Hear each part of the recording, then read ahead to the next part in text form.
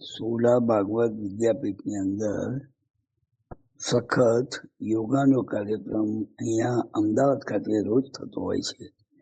એમાં ઘરડા માણસો તેમજ જવાન માણસો બધા જ યોગા કરવાની આવતા હોય છે અને પોતાની તબિયતને સુધારવા માટે અને હેલ્થ સારી રહે એ માટે એક્સરસાઇઝ કરતા હોય છે. આ કાર્યક્રમ છેલ્લા 3 વર્ષથી અહીંયા કન્ટિન્યુઅસ ચાલે છે. અમદાવાદ. Report by Rameshbhai Patel, Ahmedabad.